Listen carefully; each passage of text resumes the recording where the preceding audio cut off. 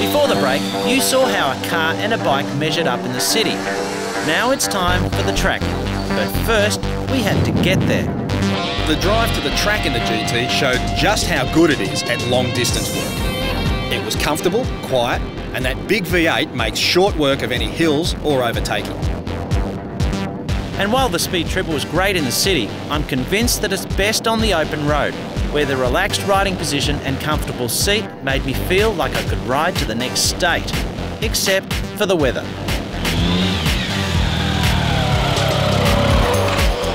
Boy, that was cold. You look a bit cool. What, about 100 k's from there to here at about 12 degrees. This was freezing. Great fun, but oh, mate. It's not really made for that sort of trip, is it, a motorbike? No, look, I've got to give it to you. I'd much rather be in that on that sort of trip. Cruise control, climate control. I was under control. You were doing it tough. It was pretty brutal. It was pretty brutal. But now we're on the track. And you still think a bike's such a good idea? I don't know. I know a bike's a lot of fun on the track. I don't know if it's faster than a GT though. What do you think?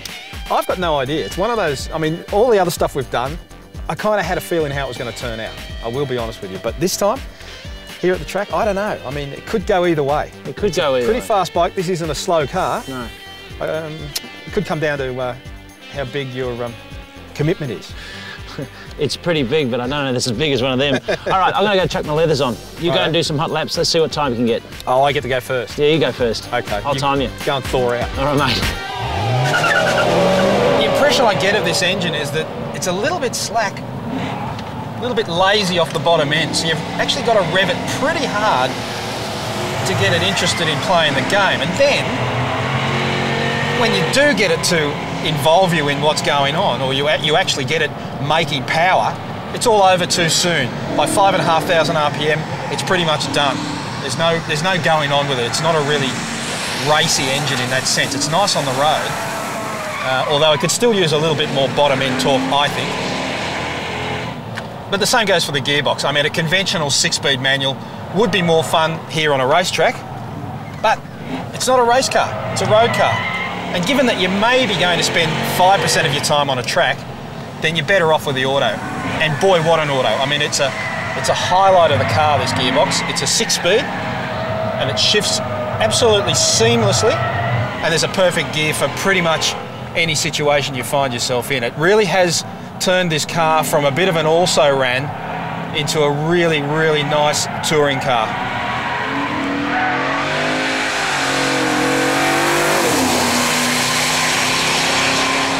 To me, the main problem with the handling of the GT is that it's a bit nose heavy. It's a bit of a lead-tipped arrow. So what you end up with is a car that wants to go straight ahead when there goes the rev limiter again. It wants to go straight ahead when what you'd really prefer it to do is turn into the corner. You can feel it understeering there now. And the front end's pretty good. It gives you a fair bit of warning that it's about to do it, but that doesn't take anything away from the fact that it sometimes wants to leave you high and dry going straight ahead when the road goes left or right. Once again, it's only really a drama when you're doing this sort of 10-10 stuff on a racetrack. On the road, you won't notice it. Or if you do, you're driving like an idiot. A bit like that, really.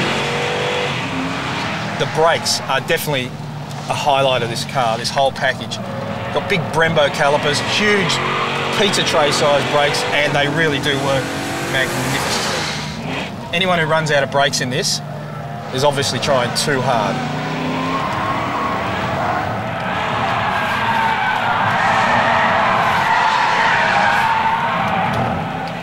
They pay me for this. After cutting a few laps, my time came in at 1 minute 16 seconds. Not bad.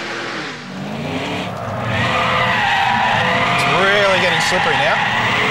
Bit of rain on the track. Don't know how Dieter's going to go. Guess there's only one way to find out. A bit slippery? He's got to be joking, doesn't he? Even this bird is laughing at me. Go away, rain.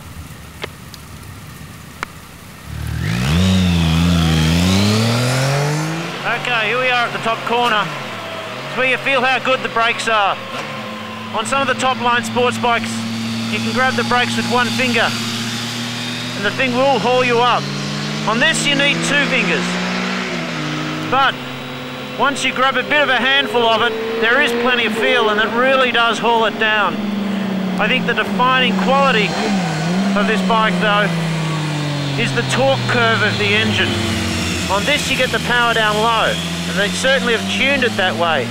So with the power being down low, you don't need to rev the guts out of it to get it to go. In fact, quite the opposite.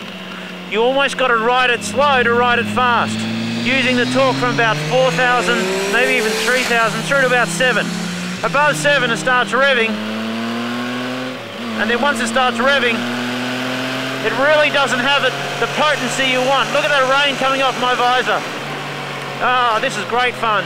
Did I happen to tell you how much fun this is? For a naked bike, I gotta say, it really does handle pretty good.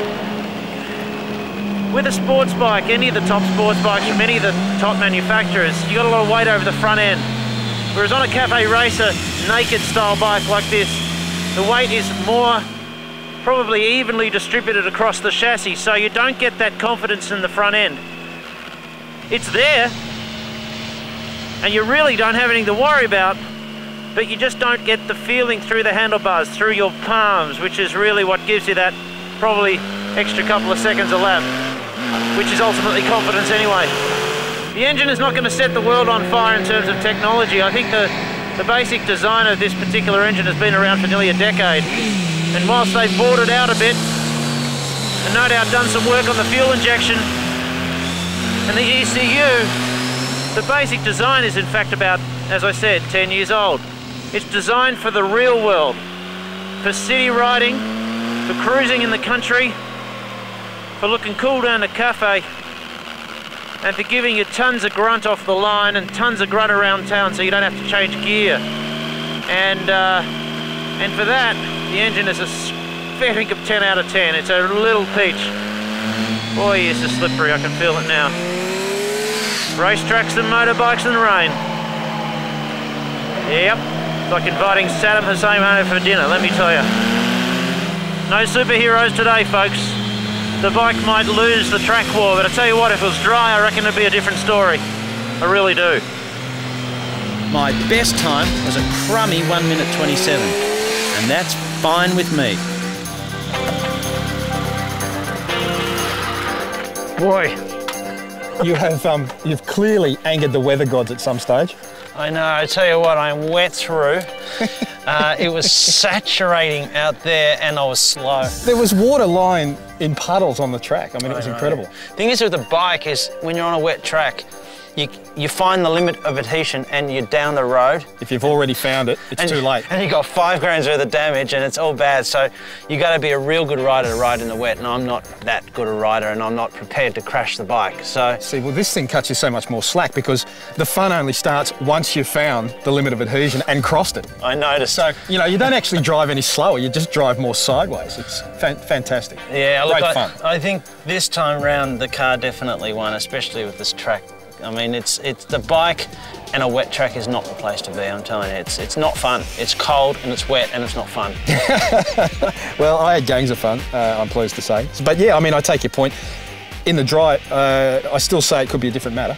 I reckon it is a different matter in the dry, frankly. I actually think I could get this thing around here quicker than you could in that car or possibly any sort of similar car. So this ain't over, is it? No, it ain't over. I'm not going to give up that easily, I'll tell you. The fat lady is yet to sing, is that what you're saying? Yeah.